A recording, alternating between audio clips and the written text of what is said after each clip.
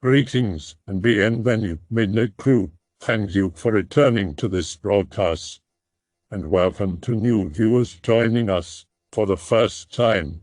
If you like a video, then feel free to subscribe.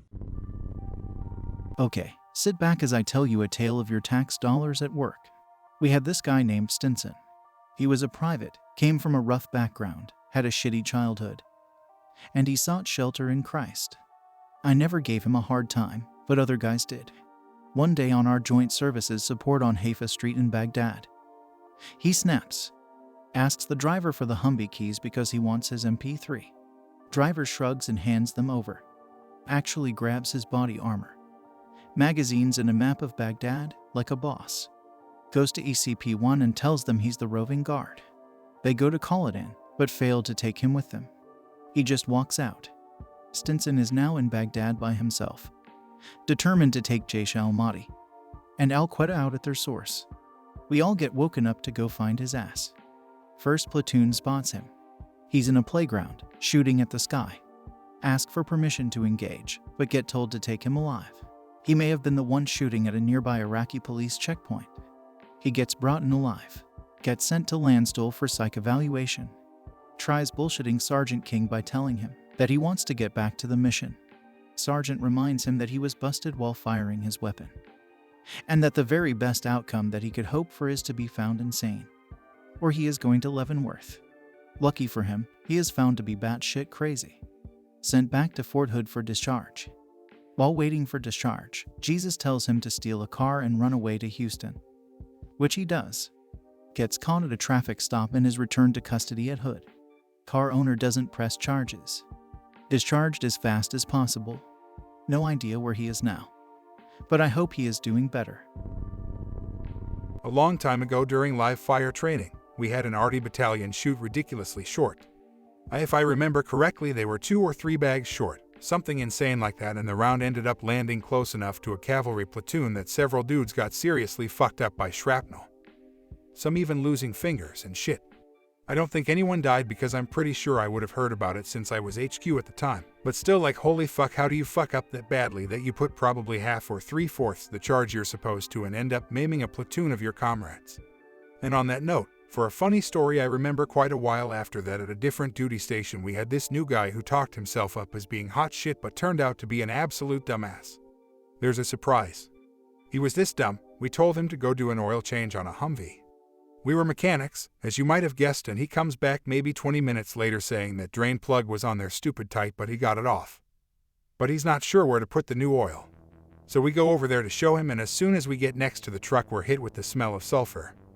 And we're all confused like what the hell. Then we look in the drain pan and it occurs to us. It turns out he drained the fucking front differential. Then another time he had to go change batteries on an MTV. It's 24 volt with 4 batteries, so they have to be hooked up in a particular way, which isn't hard if you pay attention. Well, he comes in after almost an hour all exasperated saying, I don't know what's going on, but I hooked up the batteries and it's sparking. And I triple checked and it's still sparking. And I rearranged it and it's still sparking, and I don't know what the F, oh my god. We ask, you did the correct polarity right? Yes, I did. Are you sure? Yes, I know I did. I made sure 5 times that I did. Okay, then let's see. One of the guys goes outside with him. All 8 posts were hooked up backwards. But I think my favorite story about him is this one time we were out in the field, and I can't remember for the life of me what happened, but everyone including our sergeant was sick and tired of him being a literal special, so he got yelled at with a bit of scuffing. Not much, definitely less than 5 minutes. Not an actual punishment, but just enough to let him know he needs to straighten the fuck out. Well, when we were finished with him, he got up and walked off in a huff, so we just let him go and calm down. Luckily for the time, we didn't have shit to do, so we were just straight chilling, so no one had noticed him not being there for a couple hours. Well, cut to after those couple hours, we got told we're packing up and moving, so everyone starts breaking stuff down, and then we're like, wait a minute. Has anyone seen Anon? Yep, no one's seen him since he walked off hours ago. We were like, oh shit, told Sarge, and he was like, oh shit. So he sent someone off to go look for him. Cut to over an hour later, everything's all packed up and the convoy is idling and waiting, and neither then have returned. We're all like, where the shit did this little shit go? About half an hour passes and the convoy commander is like, what the fuck is the holdup? We need to fucking go. And we're like, sir, we can't find this motherfucker, just give us a few more minutes. He said you got 15 more minutes, then we're leaving and you guys can stay behind to find him. 15 minutes pass, still nothing. So he says, okay, we're leaving, this is where we're going, radio if you need anything, and they start to pull off. Well, right at this second they both emerge from the woods and run over to the truck. Dukes of Hazzard dive in and we all drive off and catch up. It turns out he was just sitting in a tall grassy field more than a mile away from camp the entire time and wouldn't respond to his name. The search party had to actually physically find him. It's the best part, he got a fucking counseling and nothing else. I was a Nugget co-pilot to a known psychotic 04. We went out for a night flight in our frogs out of Yuma. There was a reservist unit of bulk fuelers doing a field training exercise with us, some 53 seconds and even some Cobras. They had to go out, set up forward arming and refueling point. Signal us in and refuel us. Easy shit. Made even easier because they got a camo company helping them make sure they have proper radar and comms and shit. I went into the brief with my crew chief. A cool gunny that talked shit, smoked cigars in the chopper and was married to a retired porn starlet. Our pick comes in, does the brief and says, "Anon, this is gonna be mostly you on the stick and pedals today, rah."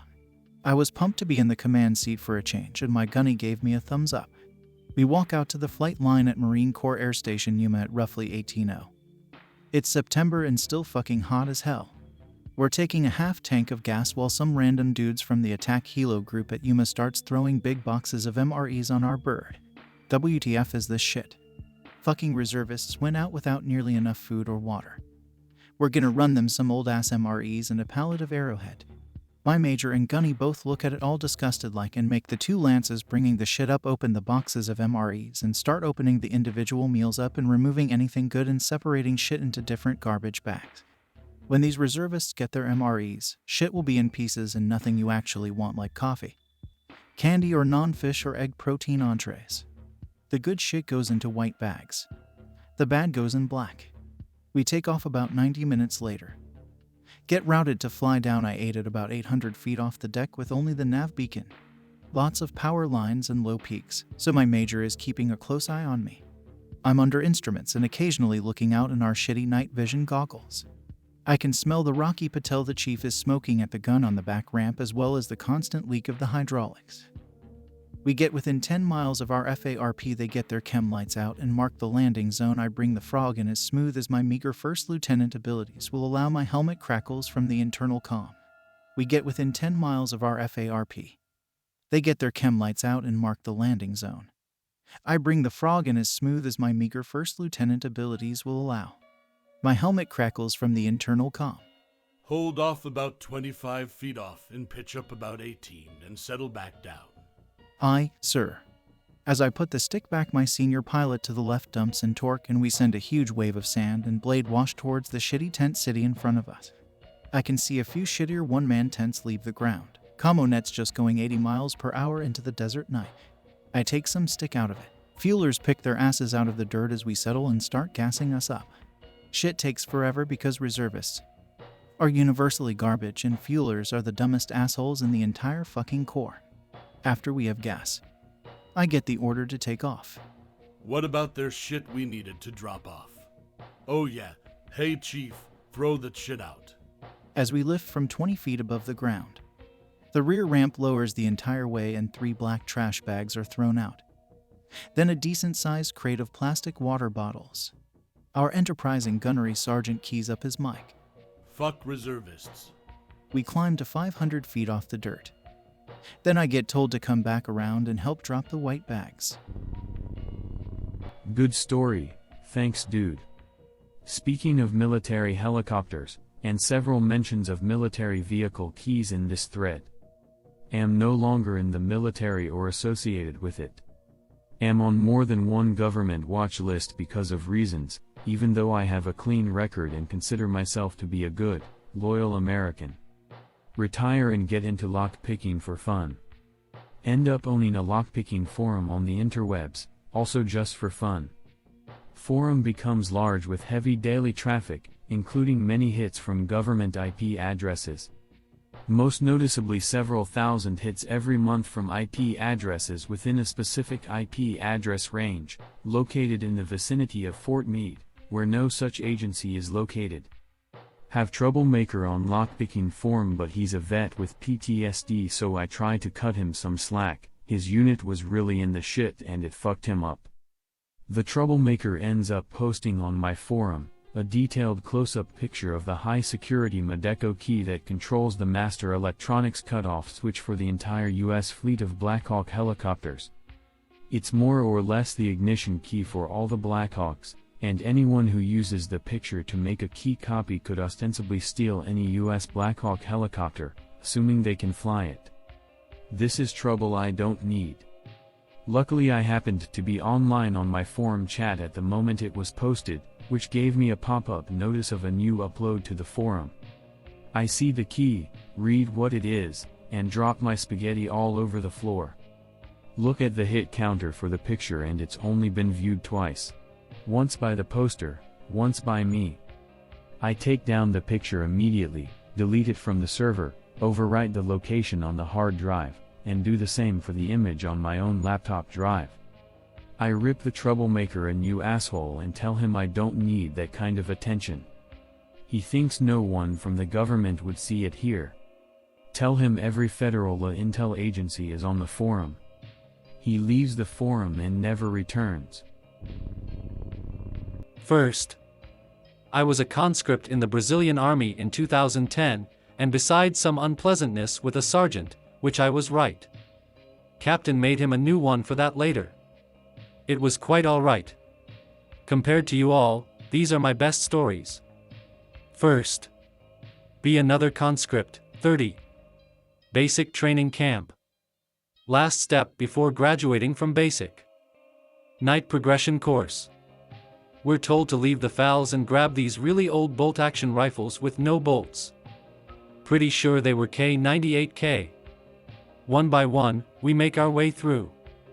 Basically, go through shin-deep water, bayonet a puppet, dodge a patrol and fire, shout bang bang at a bunker at the end, all in pitch black.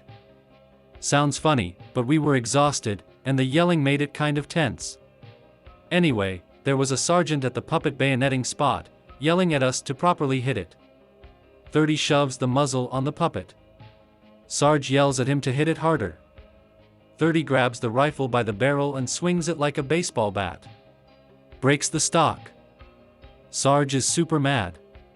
When IT passes through, he was still doing push-ups. Second, the company captain, a super nice guy, wants to repaint all of the company buildings. But since everything was painted with this lime paint, we had to knock all of that out for the paint to stick.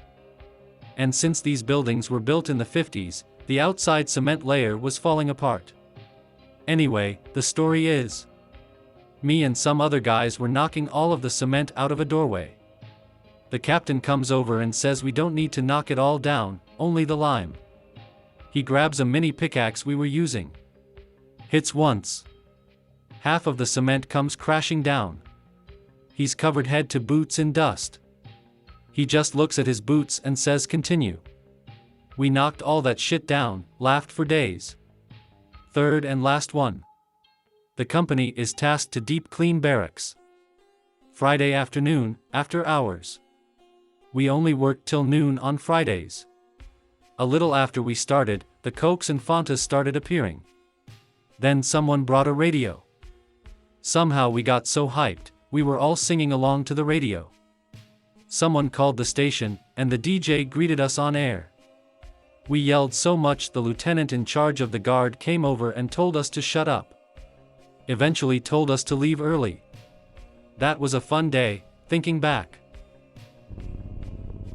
I was once on a U.S. military ship, having breakfast in the wardroom, officer's lounge, when the operations officer walks in. This guy was the definition of not a morning person. He's still half asleep, bleary-eyed.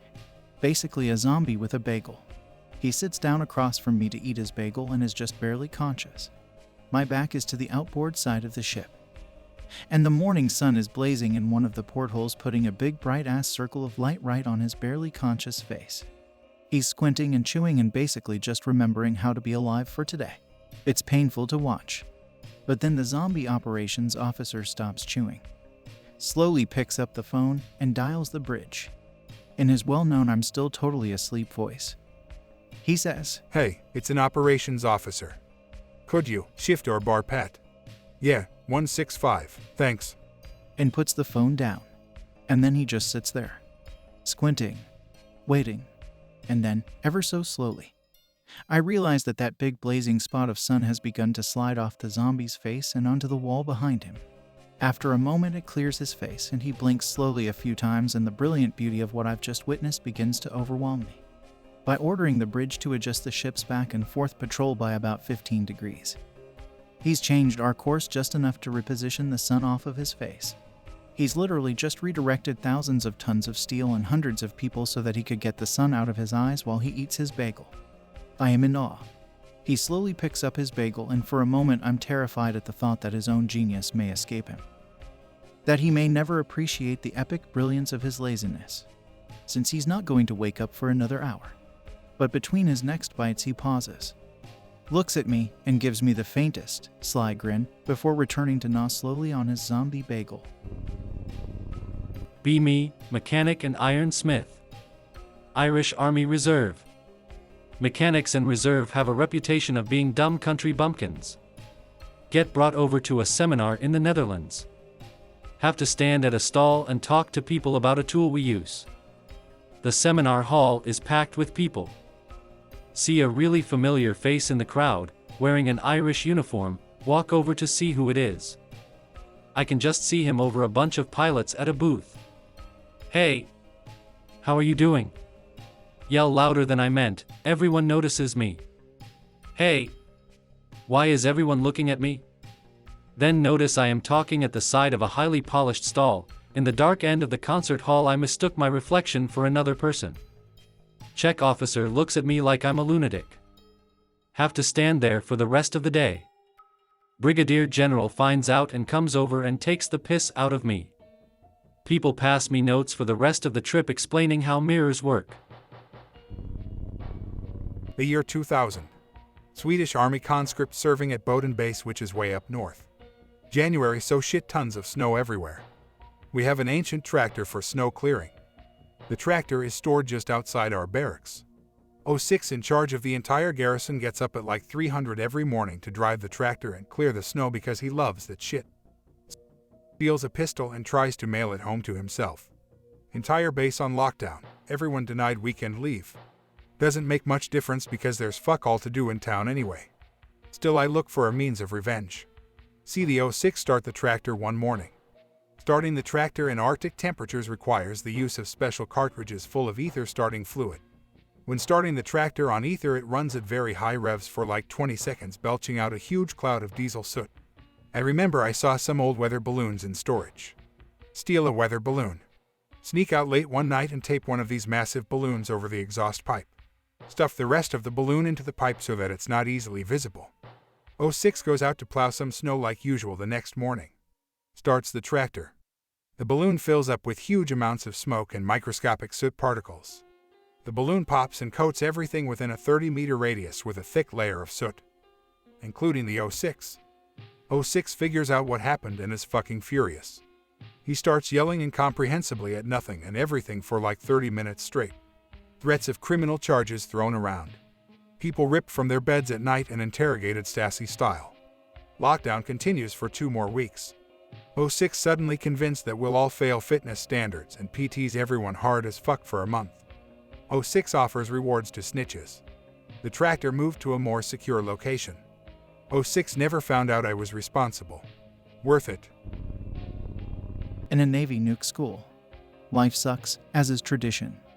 Buddy West and his friends have an idea to go to the beach. Stop at Spencer's. Get various blow-up girls. Naughty nurse, Asian angel, heavy hottie, blonde beauty. Blow them up at the beach, ride them as beach floats. Used as boogie boards, etc. College girls find it hilarious. Friends actually get a few numbers. All but heavy hottie have popped by the end of the day. Heavy hottie gets shoved in trunk. Still inflated, taken back to base by West. Time goes on. Get a new XO. Wants to prove he's a hard ass. Make those nukes get in line. Not a nuke himself. Orders a health and comfort inspection. Contraband search. No warning, just all students are held in the schoolhouse one day. then marched out in formation. Get to the barracks rooms. MAS Navy military police are watching. No one is allowed to enter their room. Stand outside and wait. Inspector arrives at West's room. She's an 03 lieutenant. Other branches call that rank captain. Enters his room with him. First stop, MM3 West. Unlock your closet. Unlocks the closet. Open the door. Heavy haughty stares. Naked and open-mouthed, up at lieutenant. Covered in a crust of dry salt water. Lieutenant stares open-mouthed back. West. That's my girlfriend, ma'am. The lieutenant leaves. Never touches the rest of the room. The class leader gets the plan of the week. Instructors are prone to changing schedules at the last minute. The class leader doesn't double-check for fuckery every day. Brings the whole class to wrong evolution. Realize someone fucked up when none of the cotters show up after 30 minutes. Class leader is still certain we are in the right. Proceeds to have the class do some organized stretches while we wait. 10 minutes later, an instructor pulls up in his truck. Thug. What the fuck are you guys doing? You have 5 minutes to get your asses to the pool deck, lined up ready to go. The pool's like 1 mile away. Class frantically sprinting. Road guards are dead and can barely keep up. One of them is holding 3 swimming fins that fell off of some guy's backpacks. Finally arrive and get changed out and formed up 13 minutes later. Eerie silence. Instructor calmly waiting on the pool deck. Asks who the class leader and assistant class leader are. Tells the rest of us to get in the pool and start swimming. Proceeds to talk to them for like 2 minutes. They wind up bear crawling around the pool deck with life rings around their heads, each holding onto a pool noodle like pick related. Goes on for 80 minutes. I hope that you enjoyed tonight's broadcast. If you enjoyed tonight's story, then please subscribe to the channel, as more green texts will appear daily. A new broadcast will appear when the clock strikes midnight Central Time.